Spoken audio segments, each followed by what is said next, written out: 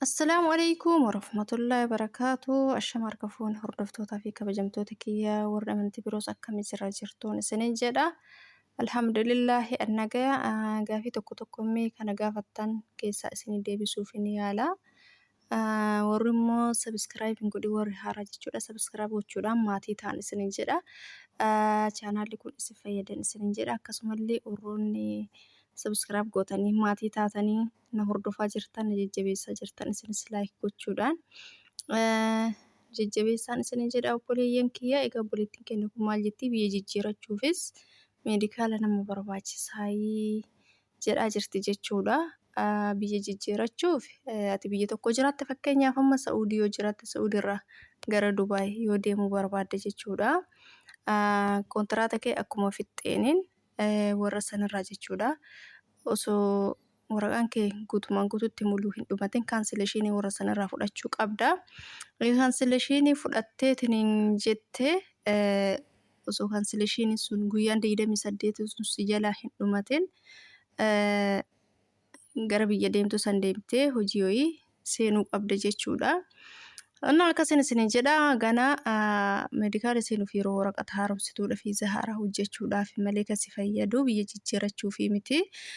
Yoo ati dura hojiirra yoo kan jirtu ta'e biyya sanarraa iqaamaa qabda. Tama fakkeenyaaf iqaamaan kee dhumachuuf kan dhiyaatu yoo ta'eetiin jedhee maal gootaa iqaamaan keessan guutumaan guututti waraqaan muluu osoo irraan dhumatin guyyattii boonasii irraa qabdu san jechuudha. Isiidhaan deemtee kaansileeshinii akkasii kennan gootee warri jechuudha. Gara biyya deemuu san deemteetiin achi sirreeffatta jechuudha. Achitti meedikaala seenteetiin biyya deemuu san meedikaala seentee bakka hojii seenuu san nama biratti hojii seenuu san isatu si hojjechiisa jechuudha.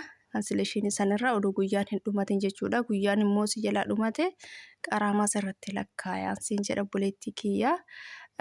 Kanaaf jechuudha ijoolleen keenya warri hin beekne waa baay'ee gaafataa jirtanii isinii deebisa inshaallah hunduma keessanuu gaafii hedduutu naa dhiyaata jechuudha.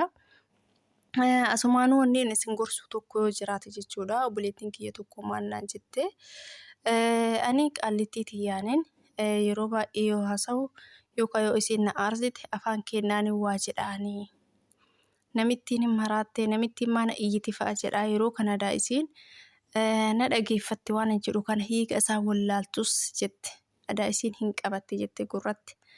Achiin maal gootii gaafa tokko mana mataa sirreeffachuu deemteeti mana habashaa keenya mataa sirreeffachuu deemtee achitti jechuudha. Maal gootii akkana jechuun maal jechuudha jetteeti gaafatti jechuudha. Akkana jechuun maal jechuudha jettee gaafa isiin gaafattu namtittii jechuun afaan badaadhaa yookaan afaan arrabaatii gara afaan arrabsuutitti dhiyaataa afaan badaadhaa jedhaniini jettee dhufteeti maannaan jettee akkuma dhufteen ati yeroo baay'ee akkana jetta maaliif akkana jettaa afaan badaadhaa akkana jechuun akkana jechuu miti jettee natti haasoftee jettee ijoolleen keenya yeroo baay'ee yeroo aartanii afaan keessanii waa darbattan jechuudha. Afaan kiyya hin beekan jettanii yeroo san afaan keessanii jechuudha. Afaan keessanii waa jechuu irra afaan isaaniitiin waan badaa wantoon ta'e waan jechuu eddan san afaan isaaniitiin yoo jettan wayyaafiyyu isaan afaan isaan hin beekne afaan keessanii jettan sanirra maal godhan waan san beekuuf yookaan waan guddaa wayi yookaan bakka waan badaa wayi waan ulfaatu wayi waan jettan itti fakkaata jechuudha. Isinii galee kanaaf ijoolleen keenya jechuudha. Yeroo afaan darbattan eeggataa tumaan isaan maal godhan deemaatiniin baay'ee jira ijoolleen keenya waliif hin yaadan. Saba keenyatu kana jedheen yookaan mana keessatti taman isii jirtu saba keenya taati isitu waa jedheeni jennaan hiika isaa barbaaddeeti. Hiika isaa kana yoo itti himne immoo booda isii miidhaarraan gahuu dandeetti jedhanii sammuu isaanii keessatti hin yaadan jechuudha. Baay'een isaanii waliif hin dhohisan jechuudha. Dhugama jiru san itti himan jechuudha. Gaafa san isiin immoo maal gootiree isii waa jette san tamana keessa jirtu san na arrabsitee yookaan jecha jedhu jechuudha. Deebitee isii saniin itti himteetiniin kana booda jechuudha yoo akkasiin hin dubbanne akkatis waan dubbanne si gooti jechuudha. Yeroo baay'ee Kanaaf ijoolleen keenya yoo aartan akkuma argitan waan hin taane waan badaa yookaayyuu waan ulfaatu jechuun ulfaatanii jiranii. Bakka namni yoo aareetiin jedhe waa hedduu jedhaa.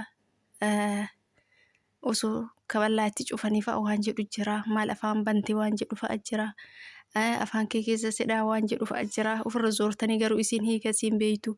Yoo sammiira keessa galtanii bakka iddoo isiin afaan hin beeku yoo arrabsitan miira hafuura baafachuu aarii baafachuu wayittu namatti dhagama. Kanaaf isin immoo kanuma hundarraayyuu obsatu caalaa obsaan isinin jedha ijoolleen keenya.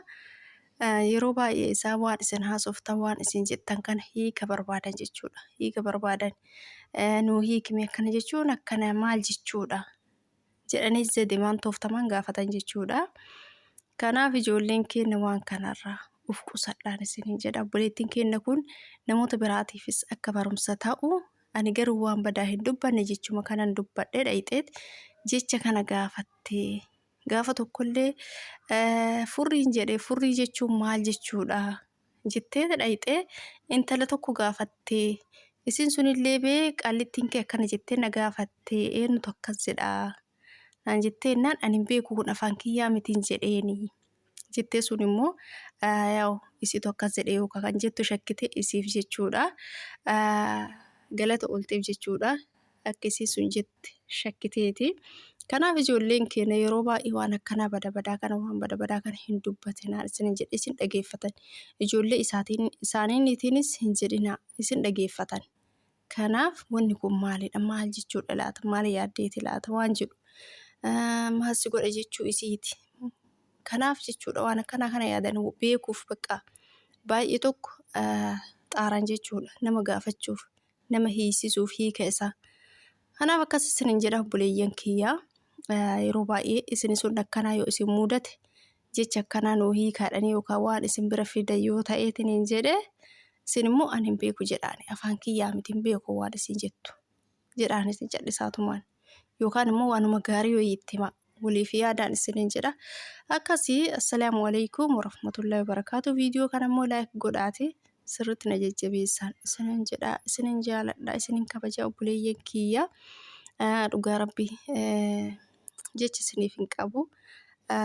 Laayik godhaa jirtanii warroonni maatiin haaraas dhufaa jirtanii haaluma kana itti fufaa wal biraan gaan isinin jedha obboleeyyan kiyya gaafii qabdan immoo gaafadhaan isinin jedha. Isiniif hin deebisa inshaallah waan beekurraan isinin jedha. Assalaamu alaykum warahmatullahi wabarakaatu.